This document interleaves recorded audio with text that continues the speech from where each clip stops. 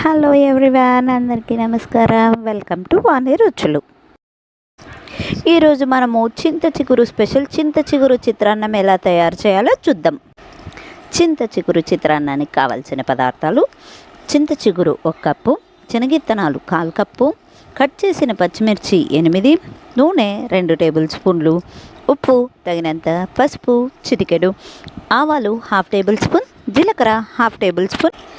చింత చిగురు చిత్రాన్నం ఎలా తయారు చేయాలో ఇప్పుడు చూద్దాం. అందుకోసం ముందుగా చింత చిగురును బాగా నలిపేసి చెరిగేసి పక్కన పెట్టుకోవాలి. తర్వాత స్టవ్ ఆన్ చేసి కడాయిని పెట్టి కడాయి వేడయ్యాక నూనెను వేసి శనగిత్తనాలను వేసి బాగా మగ్గిన తర్వాత ఆవాలు జీలకర్రను కూడా వేసి వేయించాలి. ఇప్పుడు దంచి పెట్టుకున్న పచ్చిమిర్చిని వేసుకోవాలి. అలానే కరివేపాకును కూడా వేసి బాగా మగ్గించాలి.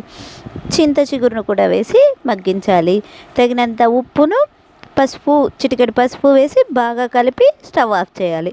ఇప్పుడు మనం చల్లార్చి పెట్టుకున్న అన్నాన్ని వేసి బాగా కలుపుకోవాలి. అంతే, ఎంతో ఈజీగా టేస్టీగా అయిపోయే చింత చిగురు చిత్రాన్నం రెడీ.